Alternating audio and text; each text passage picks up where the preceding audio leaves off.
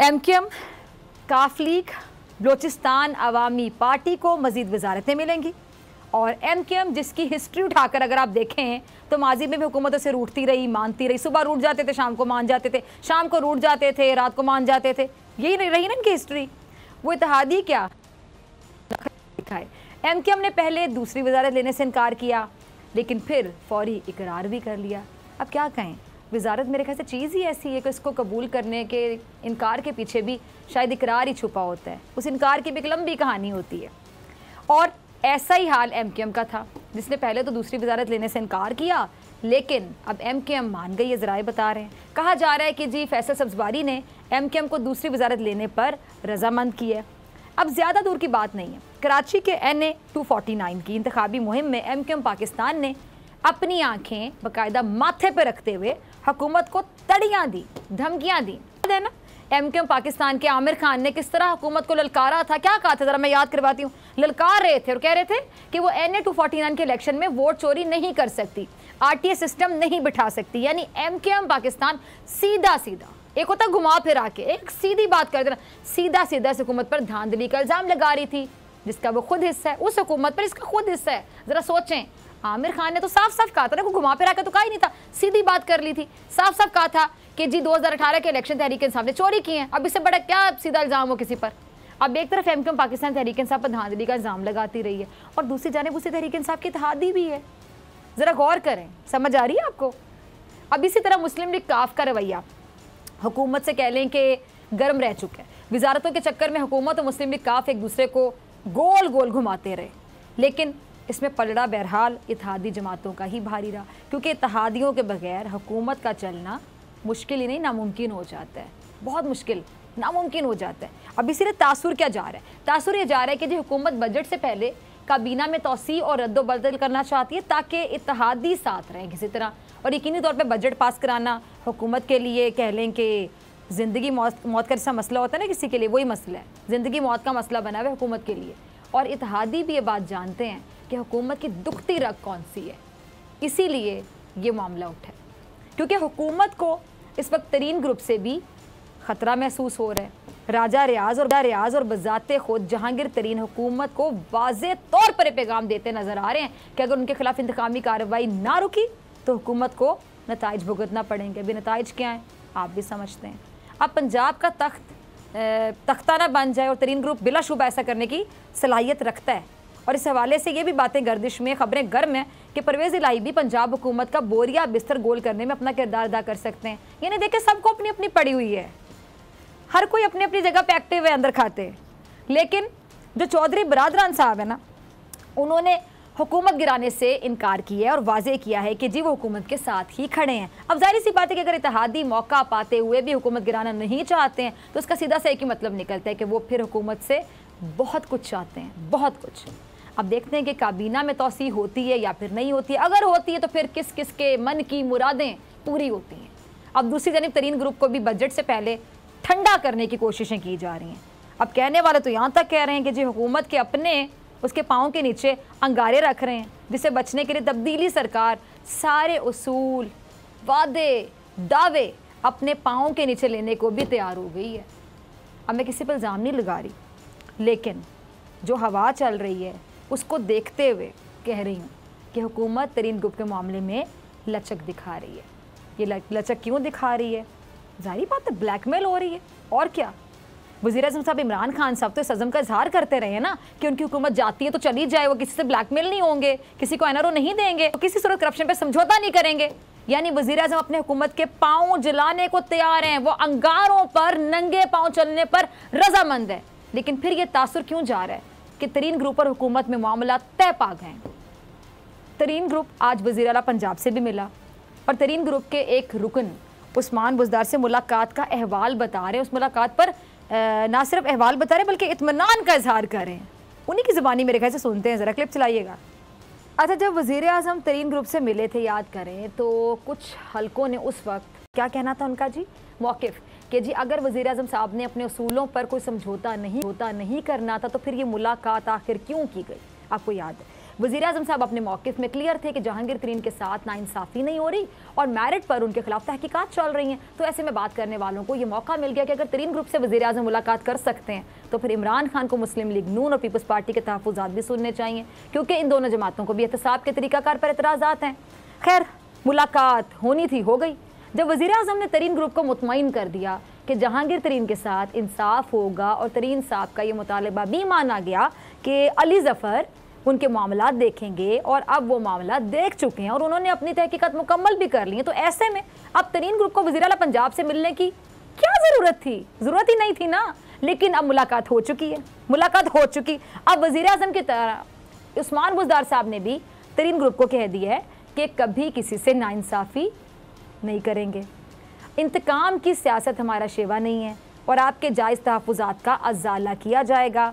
अब यही नहीं, बुज़दार साहब ने तो मौके पर अहकामात दिए कि तरीन ग्रुप के मसाइल हल किए जाएं, यानी कहते हैं कि फ़ौरी हल किए जाएं, वही समझ लें आप।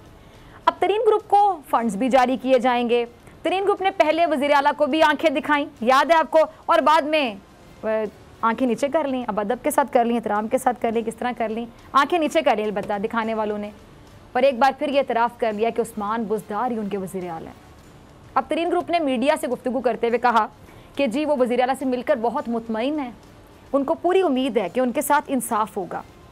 अब नाज़िन मैं क्या कहूँ, मेरे ख्याल से हमें भी उम्मीद करनी चाहिए कि उनके साथ इंसाफ हो, लेकिन जहांगीर तरीन पर जो संगीन नौयत के केसेस हैं, अगर उन केसेस को दबाव में आकर ख़त्म किया गया, दबाव में आकर ख़त्म होगा ना, अगर होता है प्रेशर में आके ख़त्म किया गया, ब्लैकमेल होकर ख़त्म किया गया, चले दबाव में आके ख़त्म किया गया, तो फिर हुकूमत को इसका कोई ना कोई वक्ती फ़ायदा तो हो सकता है, लेकिन बाद में इंतखाबात में बहुत ज़्यादा नुकसान होगा, नुकसान ही नुकसान होगा।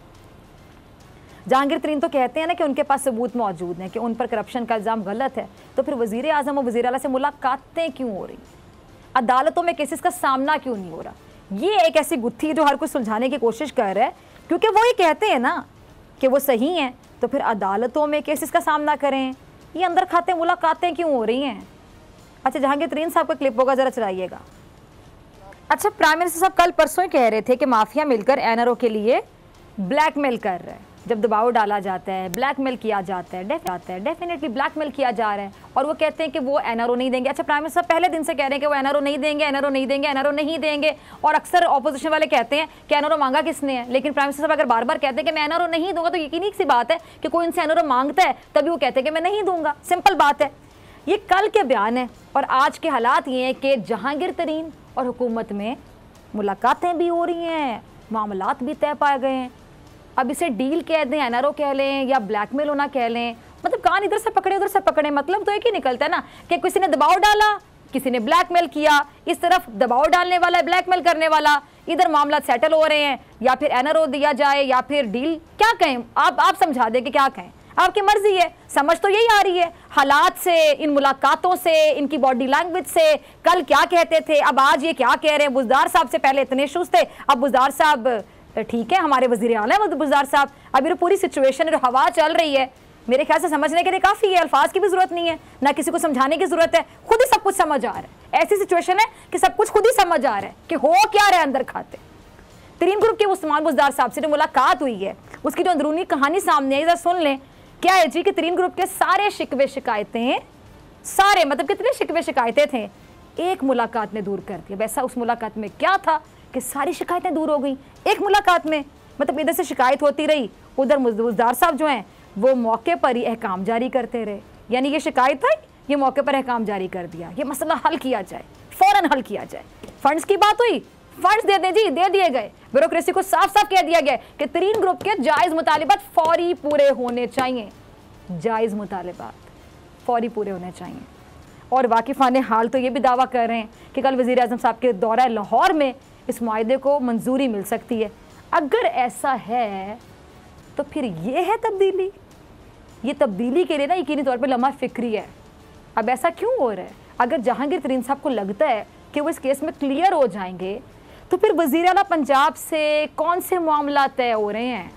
अगर हुकूमत किसी वजह से भी तरीन ग्रुप के सामने झुक जाती है, तो इस वजह से वज़ीर आज़म साहब की साख बहुत मुतासिर होगी, और इनकी साख को इनकी जिद्दोजहद को, जो 22 साल पहले जिद्दोजहद की, फिर अब 3 साल से ये हुकूमत में, 25 साल हो गए, ये टेन्योर पूरा होता है, अगला इलेक्शन आता है, तो जो 27 साल की जिद्दोजहद होगी ना, उसको बहुत नुकसान होगा प्राइम मिनिस्टर साहब और वज़ीर आज़म साहब का। मुस्लिम लीग नून के रहनुमाओं पर जो कायम मुकदमात पर जो मौक़िफ़ है, क्या वो कमज़ोर नहीं पड़ेगा? यकीनन कमज़ोर पड़ेगा, 100% पड़ेगा, बल्कि मैं फैसल वाडा साहब की तरह कहती हूँ 500% कमज़ोर पड़ेगा। मुस्लिम लीग नून को और भी ज़्यादा बात करने का मौका मिलेगा। क्यों नहीं मिलेगा? आप खुद मौका देंगे तो बात नहीं करेंगे, तो पहले मौके की तलाश में आप इधर से मौका दें, वो बात करेंगे। अभी तो अपोजिशन तरीन ग्रुप पर नजरें जमाई बैठी है कि बात मिले, कोई ढूंढ रहे हैं वो बातें। लेकिन अगर तरीन फिर इमरान खान साहब के पसंदीदा तरीन बन जाते हैं तो फिर क्या होगा? फिर अपोजिशन की नज़र में वो फिर से इमरान खान साहब की ATM मशीन बन जाएंगे और एहतसाब पर तो सवाल उठेगा, यकीनन उठेगा। आज ही वज़ीर साहब ने, प्राइम मिनिस्टर साहब ने नैब की परफॉर्मेंस पर बड़े सवाल उठाए हैं। उन्होंने एक बड़ा सवाल उठाया नैब की कारकर्दगी पर। क्या कहते हैं प्राइम मिनिस्टर साहब? ज़रा क्लिप चलाइएगा। नैब 30 साल से काम कर रहा है, ये बात बिल्कुल दुरुस्त है, और वो बड़े बड़े लोगों पर हाथ डालने में नाकाम रहा। लेकिन नाकाम क्यों रहा? ये है सवाल। नैब इसलिए बड़ी बड़ी मछलियों पर हाथ डालने में नाकाम रहा क्योंकि माजी में जो फरीकैन है ना, वो आपस में मुकमुका कर लेते थे। मुकमुका समझते हैं ना? और ऐसे में एहतसाब के दायरे क्या कर सकते हैं जब इन्होंने खुद मुकमुका कर लिया? अब इनको तो हाथ बांध दिए जाते हैं ना, उनके पर काटने की बातें की जाती रहीं। और अब जिस तरह जहांगीर तरीन और हुकूमत के मामला तय पा रहे हैं, तो ऐसे में नैब क्या करे? नैब बेचारा क्या करे? वज़ीर आज़म साहब ने चीन की मिसाल दी कि चीन के कई हुकूमती अरकान को करप्शन पर सजाएं दी गई। बिल्कुल दी गई, क्योंकि वहाँ ब्लैकमेलिंग नामी चिड़िया पर नहीं मार सकती, वहाँ करप्शन पर किसी किस्म का समझौता नहीं किया जा सकता, वहाँ कोई किसी पर दबाव नहीं डाल सकता, किसी को ब्लैकमेल नहीं कर सकता। लेकिन यहाँ लग ऐसा रहा है कि ना चाहते हुए भी समझौता किया जा रहा है, ना चाहते हुए दबाव बर्दाश्त किया जा रहा है, ना चाहते हुए ब्लैकमेल हुआ जा रहा है। और एहतसाब के इदारों की कारकर्दगी पर सवाल उठाया जा सकता है, यकीनन उठाया जा सकता है, और सवाल उठाना जाना भी चाहिए। लेकिन ये कहना कि एहतसाब के इदारों की वजह से मुल्जिमान को क्लीन चिट मिल जाती है, माजरत के साथ कहूँगी, ये बात आज मुझे हजम नहीं हो रही। इसमें कोई शक नहीं कि वज़ीर आज़म साहब के लिए मुश्किलात का पहाड़ खड़ा है और वो इससे निकलने की कोशिश भी कर रहे हैं, उनकी नीयत पे भी कोई शक नहीं कर सकता। लेकिन ऐसा होना चाहिए कि कोई ऐसी स्ट्रैटेजी, कोई ऐसी हिकमत अमली कि सांप भी मर जाए और लाठी भी ना टूटे। यानी हुकूमत अपने एहतसाब सबके लिए वाले मकसद से पीछे भी ना हटे और हुकूमत अपने आप को बचाने में भी कामयाब रहे। ऐसा हो सकता है? अगर ऐसा हो सकता है, ये मुश्किल भी है, मुश्किल है। लेकिन कहते हैं ना कि अगर नीयत साफ़ हो तो फिर कुदरत रास्ता बना देती है, कुदरत खुद रास्ता बनाती है।